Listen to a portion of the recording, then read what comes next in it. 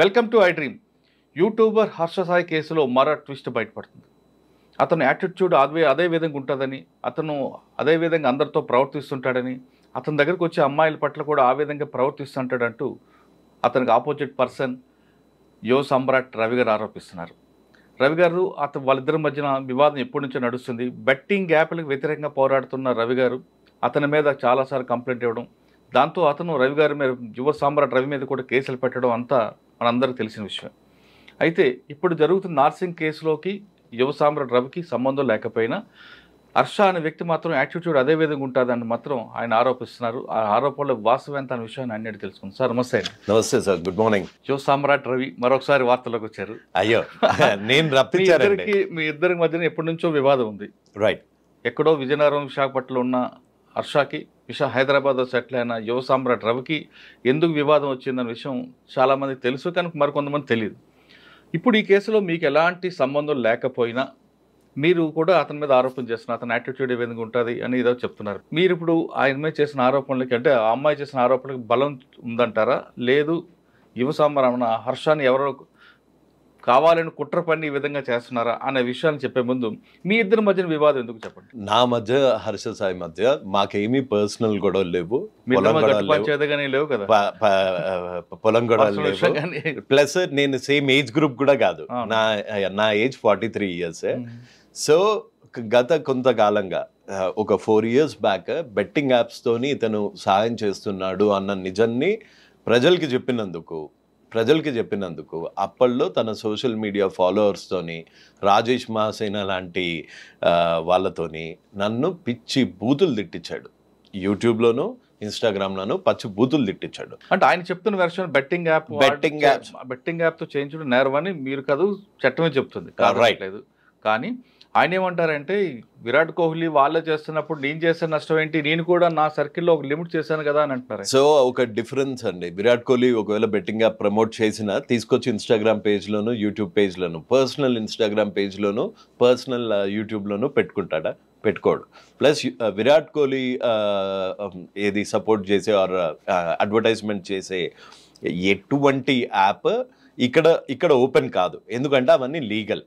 ఇతను చేసే యాప్స్ మటుకు అంత పత్తాపారం. కురుసాబా అనే కంట్రీలో ఈ యాప్స్ అన్ని రిజిస్టర్ అయ్యాయి, ఇల్లీగల్గా ఇక్కడికి వస్తాయి. ఆ లింక్ తీసుకొచ్చి అది ఆడటం వల్ల మీకు లక్షలు బెనిఫిట్ వస్తాయి అని ఒక పేదవాడి దగ్గరికి వరకు తీసుకెళ్లే ఒక cyber terrorist is Harsha Sai. Okay, మీరు అన్నట్టు ఆరోపణ చేస్తున్నారు. రైట్. ఆయన ఏమంటారంటే, దానికి నేను కాకపోతే ఇంకొకటి చేస్తారు, అంటే ఇంకొకటి మర్డర్ చేస్తాడు, ఇంకొకటి చేస్తాడు కాబట్టి నేను నా సర్కిల్ వరకే దీనికి ఒక బౌండరీ చేస్తాను అంటాడు ఆయన. అతని సర్కిల్ పెద్దది కదండి. అతనికి ఆల్మోస్ట్ 14 million ప్లస్ సబ్స్క్రైబర్స్ ఉన్నారు. అంటే 1,40,00,000 అందులో మెజారిటీ పూర్ విలేజర్స్. ఎవరైతే అమాయకులు, ట్రైబల్ పీపుల్ ఎవరైతే అమాయకులు, అక్కడే తన వీడియోలు ఉంటాయి, కానీ సిటీస్లో ఉండవు. ఎందుకంటే సిటీస్లో ఇతన్ని చూస్తే దొంగ అన్నది క్లియర్ అయిపోతుంది. అట్లీస్ట్ 10th class అన్న, ఇంటర్మీడియట్ అన్న చదువుకున్న వాడికైతే ఇతన్ని చూస్తే ఈ హర్ష సాయి అనేవాడు దొంగ, నీకు ఈ ట్రాన్స్ఫర్లు వచ్చిన ఈ రోజుల్లో డబ్బులు కట్టల్లాగా పట్టుకొని వెంట్రుక తీసినందుకు కట్టలు ఇవ్వాలి, దాన్ని వీడియో చేయాలి, దాని వెనకాల ఒక బ్యాక్గ్రౌండ్ మ్యూజిక్ పెట్టాలి, మేఘం ఉరిమింది, వర్షం కురిసింది, ఇవన్నీ చేస్తాడు, ఇవన్నీ చెయ్యాలి. ఇంత డ్రామటైజ్ చేస్తే బేసిక్ చదువుకున్న వాడికి ఎవరికైనా, అంటే ఒకళ్ళకి తప్ప, అది మన తాటికొండ చిరంజీవి గారికి తప్ప ప్రతి ఒక్కరికి ఇతను number 1 polished cold blooded criminal అన్నది అర్థమైపోతుంది. అండ్ ఇవాళ వచ్చిన ఇష్యూ ఏంటి, ఇవాళ ఒకవేళ ఆయన డబ్బులు మీరు గ్యాంబ్లింగ్ చేసి తీసుకొచ్చాడు బెట్టింగ్ యాప్లతో అనుకుందాం, వచ్చిందా డబ్బుల్ని పేదవాళ్ళు పంచున్నాడు కదా మీకు. ఇప్పుడు నేను మర్డర్ చేసి వచ్చి పేదవాళ్ళకి చంపుతూ వీడియోలు చేస్తా, నేను చేసిన తప్పు ఒప్పైపోతుందా? కాదు. సో అంతే, డ్రగ్స్ అమ్మిన డబ్బులతో సాయం చేస్తే అది సాయం అనిపించుకుంటుందా? ప్లస్ ఇంకొకటి ఏంటి, జనాలు ఎవరన్నా, ఇప్పుడు వీరప్పన్ లాంటి వాళ్ళు కూడా ఎంతో కొంత ఎవరికో ఒకరికి పేదవాళ్ళకి హెల్ప్ చేశారు. ఇతను చేసేది ఏంటి, ఇతను చేసే తప్పే. ఇతను ఒక తప్పు చేయడానికి గురించి మంచి పని చేసినట్టు యాక్ట్ చేస్తున్నాడు మాత్రమే. అతన్ని చూడండి, అతని బ్యాంక్ స్టేట్మెంట్ తీయండి, నేను మీకు పంపించిన ఇన్వాయిస్ ఇవ్వండి, 30 సెకండ్లకి ₹1,00,00,000 తీసుకునే హర్ష సాయి ఎంత సేవ చేస్తాడు. అతని నెలలు ఐటీసీ కోహినూరులో ఉంటాడు. ఎవరెవరు విజిటర్స్ వస్తారు, ఏ రష్ అని వస్తుంది అక్కడికి, ఆ సీసీటీవీ ఫుటేజ్ అంతా తీయండి, అతనున్న సీసీటీవీ ఫుటేజ్ అంతా తీయండి. ఆయన కమిషనర్ ఆఫీస్లో కెమెరాలు తీసుకొని వెనకాల అందరికీ మాస్కులు పెట్టి వెళ్ళగలిగే హర్ష సాయి అబ్స్కాండింగ్లో ఉంటే ఎవరు పట్టుకోలేకపోతున్నారు పాపం. అబ్స్కాండింగ్ మీరు అంటున్నారు కానీ వాళ్ళ మనుషులు మాత్రం ఖచ్చితంగా ప్రజల మధ్య ఉన్నాడు, అవసరమైనప్పుడు పోలీస్ స్టేషన్కి వస్తాడు. అంటే అసలు ఒక కంప్లైంట్ ఎఫ్ఐఆర్, ఒక రేప్ చేసిన అక్యూజ్డ్ ప్రజల మధ్యలో ఉంటే అతని గురించి ఆడియో లీకులు వస్తుంటాయి. అసలు ఆడియో లీకులు ఎట్లా వచ్చాయండి? ఆడియో లీకులు ఒక అమ్మాయి అంటే రేపొద్దున వాళ్ళిద్దరు లేకపోతే ఇంకో అమ్మాయి, ఈ అమ్మాయే ఇంకొకళ్ళతోని కన్సెంట్తోని ప్రైవేట్ వీడియో ఉంటుంది. ఆ వీడియో వీళ్ళ టీం పంపించేస్తే ఓకేనా? అలా ఎంతమంది ఆడపిల్లల జీవితాలు ఉన్నాయి ఆ హార్డ్ డిస్క్లో. అంటే ఆయన చెప్తున్నట్లుగా అందులో అమ్మాయి అతనికి ప్రేమిస్తుంది, అదే అమ్మాయి అతన్ని ప్రేమిస్తుంది, ఆ అమ్మాయిని ప్రోత్సహించింది అనే విషయాన్ని చాలా క్లియర్ గా ఇతను ఎలా పసిగట్టాడు? ఇతను వేరే ఫోన్ తోని, వాట్సాప్ కాల్ రికార్డ్ కాదు కాబట్టి వేరే ఫోన్ తోని దాన్ని రికార్డ్ చేయాల్సినంత దిక్కుమాలిన బతికెందుకు బతుకుతున్నాడు? అంటే ప్రపోజ్ చేసేటప్పటి నుంచే ఆ అమ్మాయి మీద అనుమానం ఉందా? నిన్ను నమ్మి నీతో సినిమా తీస్తాను అని వచ్చిన అమ్మాయి ఫోను నువ్వు ఫస్ట్ డే నుంచే రికార్డ్ చేస్తున్నావు, ట్యాప్ చేస్తున్నావు అంటే నువ్వెంత పెద్ద క్రిమినల్. నీ ఇంటెన్షనే రాంగ్. నువ్వు ఆ అమ్మాయిని ఇరికిద్దాము అని అనుకున్నావు కాబట్టి నీ దగ్గర ఇన్ని ప్రూఫ్స్ ఉన్నాయి. నువ్వు ఆ అమ్మాయిని వాడుకొని వదిలేద్దాము అని అనుకున్నాడు కాబట్టే ఆ అమ్మాయి ప్రతి కాలు రికార్డు చేసుకొని ఇప్పుడు నేను మిమ్మల్ని బెదిరిస్తున్నానండి, నేను మిమ్మల్ని బ్లాక్మెయిల్ చేయాలనుకుంటున్నాను. సో నేను ఆబ్వియస్గా అందులో ఏమని మాట్లాడతాను, నాకు ఇష్టం లేదు, లేకపోతే నేను ఆ తప్పు చేయలేదు అని మాట్లాడతాను. అంతేగాని నేను కూడా అక్కడ ఏంటి మన ఇద్దరం ఇట్లా చేసాం కదా అట్లా చేసాం కదా అని మాట్లాడగానే నా తప్పు వచ్చేటట్టు నేను ఎప్పుడన్నా రికార్డ్ చేసుకుంటానా? సో వాడి రికార్డింగ్స్ పట్టుకొని అదేదో పెద్ద ప్రూఫ్ అన్నట్టు చాలా మంది విర్రవీగుతున్నారు. అది ప్రూఫ్స్ కాదు, అది వాడు చేయాలనుకున్న తప్పు చేసేసాడు. ఆ అమ్మాయిని రేప్ చేయాలనుకున్నాడు, చేసేసాడు. ఆ అమ్మాయికి మత్తు మంది ఇచ్చి నూడుగా వీడియోలు తీయాలనుకున్నాడు, చేసేసాడు. సేఫ్ సైడ్లో ఏమి ఉండాలి? ఇతనికి అగేన్స్ట్గా ఏ సాక్ష్యం ఉండకూడదు, అందుకని రికార్డ్ చేసి పెట్టుకున్నాడు. అదే జరిగింది అనుకుందాం. మీరే ఒక్కసారి ఆలోచించండి సార్. లేదు, నేను మీ వైపే మాట్లాడుతున్నా. అది కరెక్ట్గా మీరు చెప్పింది వాల్యుబుల్ పాయింటే. ఆ అమ్మాయితో నిజంగా లవ్ అఫైర్ ఉంది అనుకుందాం, లేదా అమ్మాయి ప్రపోజల్ పంపింది అనుకుందాం, స్టార్టింగ్ ఫ్రమ్ ద బిగినింగ్ వస్తున్నప్పుడు నిజంగా ఆయన ప్రేమికుడు కాదు అని అన్నప్పుడు సున్నితంగా తిరస్కరించవచ్చు, లేదంటే ఏదో ఇష్యూ చేయొచ్చు. అంటే కానీ అప్పటి నుంచి ఎవిడెన్స్ బిల్డప్ చేసుకున్నాడు అంటే కొంచెం నెగిటివ్ ఉంది మైండ్ సెట్ లో అర్థం అవుతుంది. అసలు ఇదంతా ఈ అమ్మాయికి తెలియకుండా వాడి ట్రాప్ లో పడిపోయింది. రైట్ అండి, ట్రాప్ చేశాడు అమ్మాయి. రైట్, నేను ఆ అమ్మాయి వైపే ఎప్పటికీ మాట్లాడతా. కానీ ఇన్సిడెంట్ జరిగింది 2023లో, లాస్ట్ ఇయర్. మరి అప్పుడే కంప్లైంట్ ఇవ్వకుండా ఎందుకు 1 year వరకు ఆగిందా సార్? ఒక అమ్మాయికి అబ్బాయికి మధ్యలో రేప్ అయ్యిందా? వాళ్ళు ఏ టర్మ్స్లో ఉన్నారు? మంచి టర్మ్స్లో ఉన్నారా, చెడ్డ టర్మ్స్లో ఉన్నారా? ఇంకా బెదిరించలేదా? ఇప్పుడు జానీ మాస్టర్ గారి కేసులో చూసుకుంటే 4 ఏళ్ళకి వచ్చింది, ఇంకా 10 ఏళ్ళకి వచ్చిన కేసెస్ కూడా ఉండొచ్చు. అలా ఇక్కడ హర్ష సాయి అనే అతన్ని విక్టిమైజ్ చేయట్లేదు. ఒక క్రిమినల్ని అమ్మాయికి ధైర్యం లేకపోవచ్చు కదా.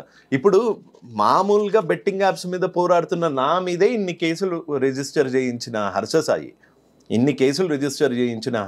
సాయి ఎటువంటి ఇన్ఫ్లుయెన్స్ లేకుండా ఉన్నాడా? మీరే చూశారు. కమిషనర్ మనలాంటి మధ్యతరగతి వాళ్ళని కమిషనర్ని కలవడానికి, లేకపోతే కమిషనర్ గారి దగ్గర ఒక కంప్లైంట్ రిప్రజెంటేషన్కి వెళ్ళడానికి గేట్ బయట, ఆఫీసు బయట ఒక స్టాంప్ వేసేసి పంపించేస్తారు. అలాంటిది ఓ కెమెరా పెట్టుకొని, ఓ సూటు బూటు వేసుకొని, బుడబుక్కలు అదోలాగా వెనకాల అందరిది మాస్కులు వేయించుకొని అంతా దర్జాగా, దానికి బ్యాక్గ్రౌండ్ మ్యూజిక్ ఏదో కింగ్ వస్తున్నట్టు టా అనుకుంటూ లోపలికి వెళ్ళి ఆ దిశా దివ్యాంగ్ది పెట్టి వైజాగ్లో పెద్ద సభ పెట్టి అంతమంది. అసలు ఫస్ట్ ఆఫ్ ఆల్ ఇవన్నీ కాదు సార్, దిశా దివ్యాంగ సురక్ష బ్రాండ్ అంబాసిడర్ MOU అంటే మెమరాండం ఆఫ్ అండర్స్టాండింగ్ ఎందుకు రద్దు చేశారు? ఆ రద్దు చేసిన విషయం ఎందుకు బయట పెట్టలేదు? ఆ వీడియోలన్నీ ఎందుకు తీసేశాడు? అతని పేజ్లోనే కాదు, అతని ఫ్యాన్ పేజ్లో కూడా దిశ దివ్యాంగ్ సురక్ష. ఏం దిశ దివ్యాంగ సురక్ష ఎక్కడుంది? నువ్వు అసలు అది ఆ మెమరాండమ్ ఆఫ్ అండర్స్టాండింగ్ ఎందుకు క్యాన్సిల్ అయ్యింది, ఇది క్యాన్సిల్ అయ్యింది అని కూడా చెప్పకుండా నువ్వు ఎందుకు తిరుగుతున్నావు? ఈయన దగ్గర నాకు తెలిసి కమిషనర్ గారిని కూడా మిస్లీడ్ చేసి ఉంటాడు. ఆయన ఆడియో కూడా ఏమన్నా పెట్టుకొని బ్లాక్మెయిల్ చేసినా చేస్తాడు. అంత పెద్ద బ్లాక్మెయిలర్ హర్ష సాయి. అంటే వైజాగ్ లో కమిషనర్ గారితో ఎంఓయూ అనేది క్యాన్సిల్ అయింది. అయితే ఈయన బ్యాక్గ్రౌండ్ తెలిసి ఆయన ఏమైనా క్యాన్సిల్ చేసి ఉండొచ్చు కదా. ఇతని బ్యాక్గ్రౌండ్ తెలిసి ఆయన క్యాన్సిల్ చేసి ఉండొచ్చు డెఫినెట్ గా. ఇతని బ్యాక్గ్రౌండ్ తెలిసి ఎవరన్నా ఇతని బ్యాక్గ్రౌండ్ తెలిస్తే ఇతనికి జనాల్లో ఆదరణ తగ్గిపోతుంది. He's a serial offender, he's a rapist, he's a womaniser, he's a cheat, he's a criminal. లేకపోతే ఈ క్రిమినల్ ఐడియాస్ రావు. డబ్బులు పంచుతున్నట్టు చేసి వీడియోలు పెట్టడము, ఆ డబ్బులు సహాయం చేస్తున్నట్టు వీడియోలు పెట్టి దాని చాటున బెట్టింగ్ యాప్స్ని ప్రమోట్ చేయడము. హీఈస్ ఎ సీరియల్ క్రిమినల్, ఒక సైకోపాత్. ఇంకొక మేజర్ ఎవిడెన్స్ చూడండి. ఒక యాక్ట్ని ఆయన తరఫున ఇప్పుడు ఎవరో చిరంజీవి గారంట ఎవరో అడ్వకేట్ వచ్చారు. ఆయన అసలు వకాలత్ ఏం చూసి తీసుకున్నారో తెలియదు. ఇక్కడ ఇది తెలంగాణ గేమింగ్ యాక్ట్. ఈ తెలంగాణ గేమింగ్ యాక్ట్లో కంప్లీట్లీ ఎరాడికేట్ 5.7 ప్రకారం 5.7 ప్రకారము కంప్లీట్లీ ఎరాడికేట్ చేసింది. ఇది తప్పు కంప్లీట్లీ ఎరాడికేట్ చేసింది the మినస్ of gambling due to it's is and access to the access and wide solicitation. Several people, the youth in particular, are being addicted to online gaming when played for stakes, etc. And police can apprehend with or without warrant. So ఇది తెలిసి రవిశంకర్ అయ్యన్నార్ గారు కూడా తను disown చేసుకొని ఉండొచ్చు. Memorandum of అండర్స్టాండింగ్ని ఎంఓయూని రద్దు చేసుకొని ఉండొచ్చు. ఇట్లాంటి విషయాలు బయట పెట్టడు. ఎందుకు? నా వెనక వాళ్ళున్నారు, వీళ్ళున్నారు, ఈ పొలిటీషియన్స్ ఉన్నారు, ఆ పొలిటీషియన్స్ ఉన్నారు. ఎవరున్నారండి ఆయన వెనక? పొలిటీషియన్స్ ఉన్నారు. ఇవన్నీ క్లెయిమ్ చేసుకుంటాడు అతను. అంటే ఆయన చెప్పుకోవడానికి 100 చెప్పుకోవచ్చు, కానీ ఎవరు ఆయనకి సపోర్ట్గా ఎవరు రావట్లేదు. నాకు తెలిసి ఈ ఇన్సిడెంట్ తర్వాత నా నమ్మకం ఏంటి అంటే, ఎంత పెద్ద ఇన్ఫ్లుయెన్స్ ఉన్నా ప్రతి ఒక్కళ్ళు హర్ష సాయి అనే అతన్ని డిజోన్ చేసుకుంటారు. డిజోన్ చేసుకునే మూమెంట్ వచ్చేసింది. సో అందుకని ఇంకా తప్పించుకోలేడు. కానీ ఇప్పుడు మీరు చెప్తుంది అదొక ఆరోపణ ఉంది కదా చెప్తున్నారు. ఇప్పుడు ఇంత జరిగింది, నార్సింగ్ పోలీసులు రేప్ కేసు జరిగిన తర్వాత కూడా ఆయన ఫాలోవర్స్ ఎవరు కూడా నమ్మట్లేదే. ఇది ఒక చిన్న పిక్చర్ అండి. అతని ఫాలోవర్స్ ఇంకా అతను ఇస్తున్న మత్తు మందులో ఉన్నాడు. ఈ ఆడియో రికార్డులు ఇవేవి కోర్టులో అడ్మిసబుల్ ఎవిడెన్స్ లాగా ఉండవు.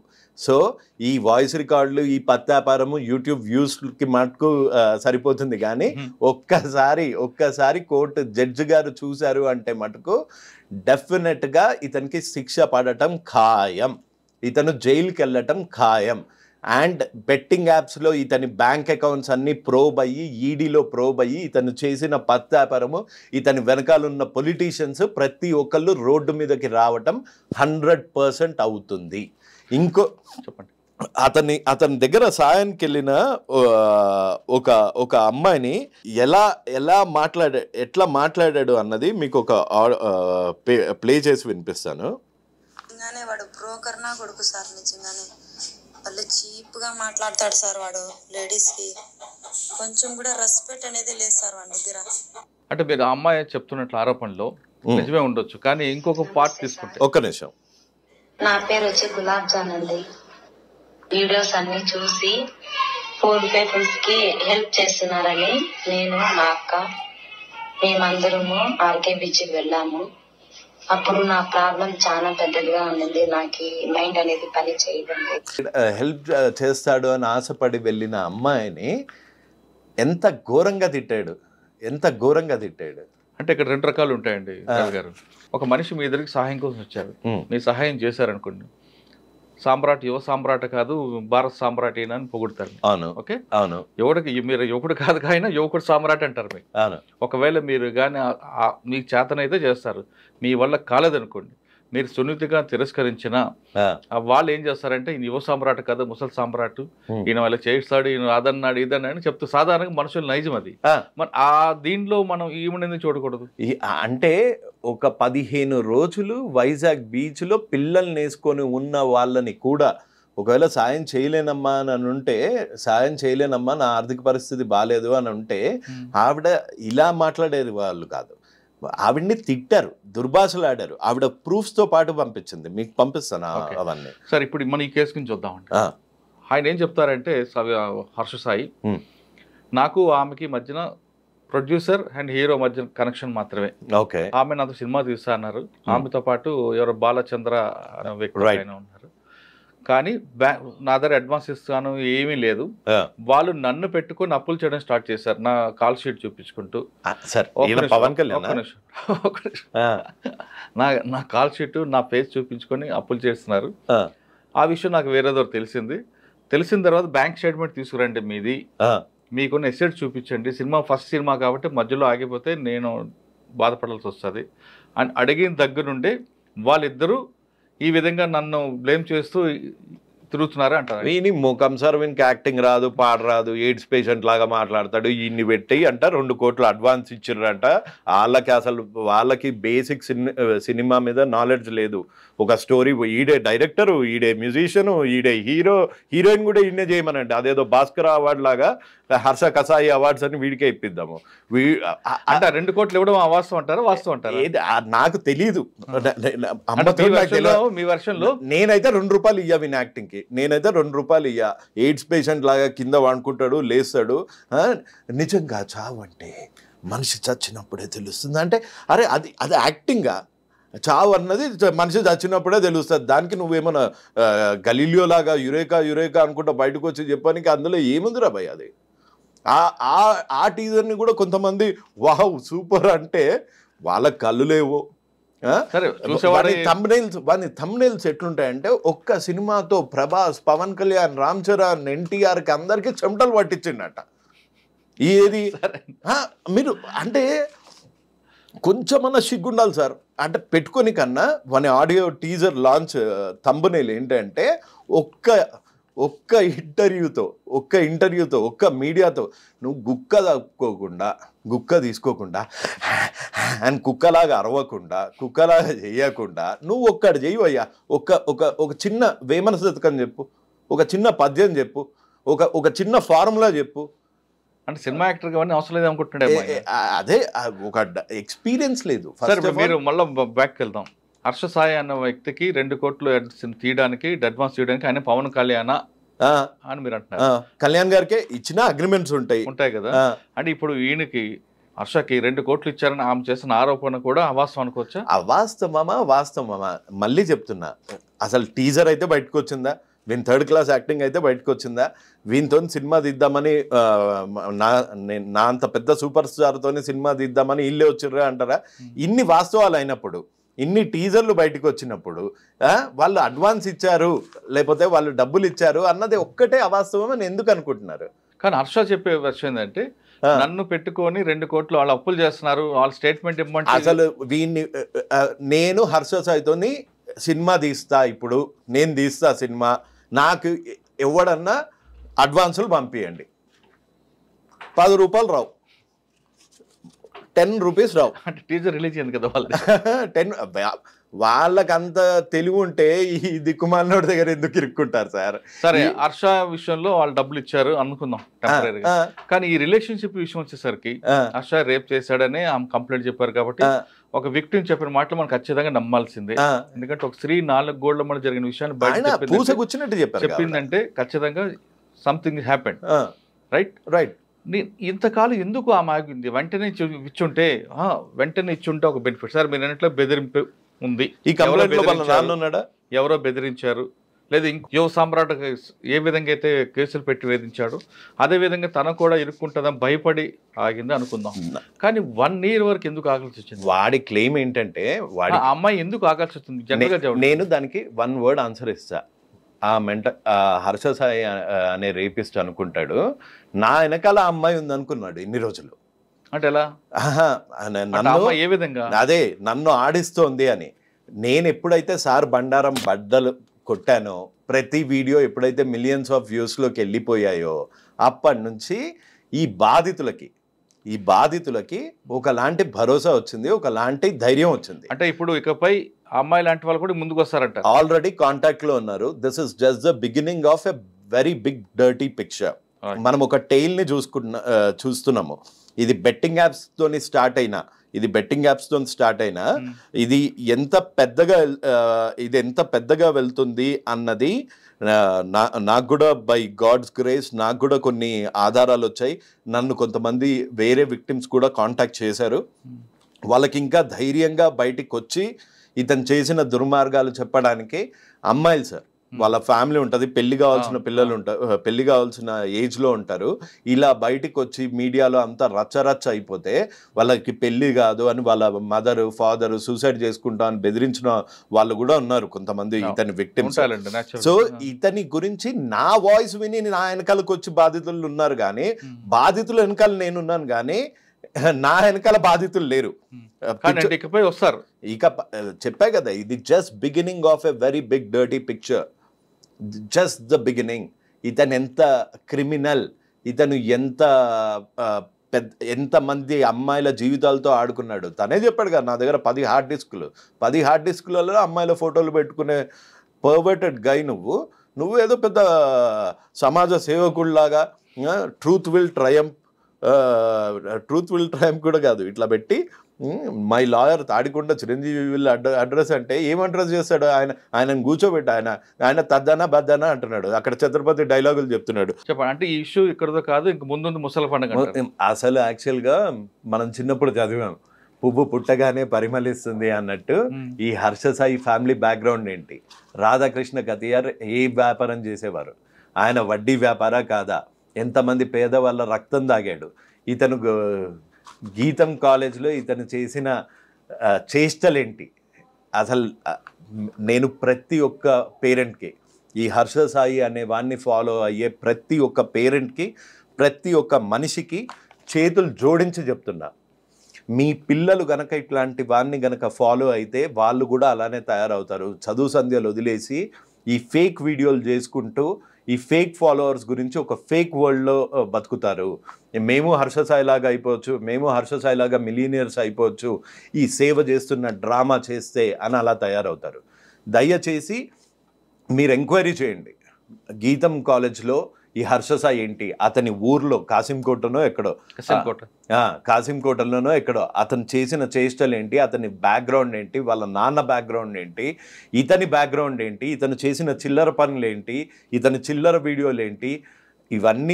ఇవన్నీ మీరు ఎంక్వైరీ చేసి అప్పుడు మీ పిల్లల్ని అలో చేయండి. లేకపోతే మీ పిల్లలు కూడా హర్ష సాయి లాగా తయారవుతారు. కరెక్టే అండి, మీరు చెప్పింది మంచి మెసేజ్. కానీ ఎవరు అభిమానిస్తే ఆ హీరో గురించి మీకెందుకు? ఇప్పుడు పవన్ కళ్యాణ్ గారు ఉన్నారు, చిరంజీవి గారు ఉన్నారు, జూనియర్ ఎన్టీఆర్ ఉన్నారు, ప్రభాస్ ఉన్నారు. చాలా కింద స్థాయి నుంచి వాళ్ళు స్టార్ట్ చేసి ఒక యాక్టింగ్ అన్న ఫౌండేషన్ నుండి ఒక కోర్స్ తీసుకొని ఒక హార్స్ రైడింగ్, ఫైట్ సీన్స్, ఇవన్నీ డాన్స్, ఇవన్నీ నేర్చుకొని వచ్చారు. అంతేగాని సచిన్ టెండూల్కర్ అవ్వచ్చు, మీరు అంటున్న Virat Kohli is not known for betting apps. Virat Kohli is known for getting a cup, world cup for India. Dhoni వాళ్ళు ఎన్నేళ్ళు కఠోర శ్రమ చేస్తే వాళ్ళు ఆ స్థాయికి వచ్చారు. ఇతనేంటండి 2 ఏళ్ళు సేవ చేస్తున్నట్టు డ్రామా చేసి బెట్టింగ్ యాప్స్ ప్రమోట్ చేసి కోట్లు తీసుకొని వాళ్ళతో పాటే ఇతను అనుకుంటాడు. అసలు ఇతని యాటిట్యూడ్ ఒక్కసారి చూడండి.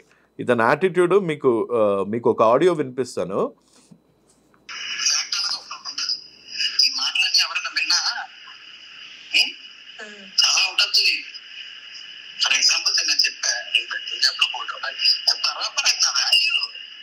సరే, తవ్వకుండా పోతే చాలా విషయాలు బయటకు వస్తాయి. ఈ కేసులో అమ్మాయి హర్ష ఫాదర్ కూడా ఎందుకు ఇన్వాల్వ్ చేశారనుకోవచ్చు? అంటే మీరు అడిగిన ప్రశ్నకి మీ దగ్గర సమాధానం ఉంది. అప్పుడు అయిన అమ్మాయి ఇప్పుడు ఎందుకు వచ్చింది అంటే, నాకు ఇది just subject to correction and ఇది నా ఒపీనియన్. ఇన్ని రోజులు ఆ అమ్మాయిని మోసం చేస్తూ ఉండొచ్చు కదా, సరే అమ్మ పెళ్లి చేస్తా అని భరోసా ఇచ్చి ఉండొచ్చు కదా. అంటే పెళ్లికి ముహూర్తాలు లేవు, జాతకాలు సెట్ కాలే, ఇంకా మనం అలాంటి ప్రపంచంలోనే బతుకుతున్నాం కదా. సో దాని గురించి వెయిట్ చేస్తుండొచ్చు. ఇంకా ఎప్పటికీ ఈసారి గ్రీన్ సిగ్నల్ ఇవ్వకపోయేసరికి ఇప్పుడు బయటకు వచ్చి ఉంటుంది. అచ్చా సార్, ఫైనల్గా చెప్పండి, హర్షపై పడిన కేసు అతను తప్పు చేయలేదు అని ప్రూవ్ చేయగలంటే అవుతాడంటారా అవ్వడంటారా? ఒకటి. రెండోది అవ్వాలనుకుంటే ఆయన ఏం చేయాలి? అతను ఫస్ట్ ఆఫ్ ఆల్ ఒకవేళ తప్పు చేయనివాడు పోలీసుల నుంచి తప్పించుకొని తిరగడు. డైరెక్ట్గా బెయిల్ అప్లై చేద్దాము అని తిరగడు. తప్పు చేయనివాడు శిక్ష పడితే పడింది, ఇవాళ కాకపోతే రేపు నిజం బయటకు వస్తుంది అని వెళ్ళి పోలీస్ స్టేషన్లో వచ్చి కూర్చోవచ్చుగా. మొత్తం తండ్రి కొడుకులు ఇద్దరు ముఠాలాగా పారిపోయి ఏది కమిషనర్ ఆఫీస్లో ఇలా నడుచుకుంటూ వెళ్ళే బ్యాక్గ్రౌండ్ మ్యూజిక్ పెట్టే హర్ష సాయి ఒక్కసారి అక్కడికి వెళ్ళి ఎట్లా కూర్చున్నాడు? ఇది యాక్చువల్ రాసిం. 100% అతను తప్పు చేశాడు. అతను తప్పు చేద్దాము అన్న ఉద్దేశం లేకపోతే ఆ అమ్మాయి ఒక్క కాల్ కూడా రికార్డ్ చేసుకునేవాడు కాదు. ఆ అమ్మాయి ఫేక్ అలిగేషన్ చేస్తుంటే ఆ అమ్మాయి దగ్గర వాయిస్ రికార్డులు ఉండాలి. ఏది నువ్వు నన్ను చేసావా లేదా, ఇది ఇట్లాంటి వీడియోలు ఆ అమ్మాయి దగ్గర ఉండాలి. ఆ అమ్మాయి దగ్గర వాయిస్ రికార్డింగ్స్ ఉండాలి. నా దగ్గర ఎందుకు ఉండాలి వాయిస్ రికార్డింగ్స్? మా దగ్గర ఎందుకు ఉండాలి వాయిస్ రికార్డింగ్స్? ప్రీ ప్లాన్డ్ గా అతను ఆ అమ్మాయిని ఇరికిచ్చాడు, ఆ అమ్మాయిని రేప్ చేశాడు కాబట్టి తప్పించుకొని తిరుగుతున్న దొంగ. ఓకే, ఇప్పటికైనా హర్ష సాయి తన నిజాన్ని బయట పెట్టాలంటే, లేదు తను తప్పు చేయలేదని దానకుండా అభిమానులందరూ భావించాలంటే ఖచ్చితంగా పోలీస్ స్టేషన్ ముందు వచ్చి పోలీసుల ముందు లొంగిపోతే కరెక్ట్గా తెలుస్తుంది అంటున్నారు రవి గారు. లేదు అంటే ఎక్కడైతే ఎవరికైతే ఏ ముసుగులో అయితే తిరుగుతున్నావో ఆ ముసుగు ఎప్పటికైనా బయటపడుతుంది, ఖచ్చితంగా కోర్టులో శిక్ష అనుభవించాల్సి వస్తుందంటూ చెప్తున్నారు. ఇది కేవలం ప్రస్తుతం నార్సింగ్ పోలీస్ స్టేషన్ కేసు అనేది ఇది ముందు ఆరంభం మాత్రమే, ఇంకా ముందుంది ముసలి పండుగ అంటూ చెప్తున్నారు. ఇది హర్ష సాయి ఇష్యూలో యువ సామ్రాట్ రవి గారితో ఇంటర్వ్యూ.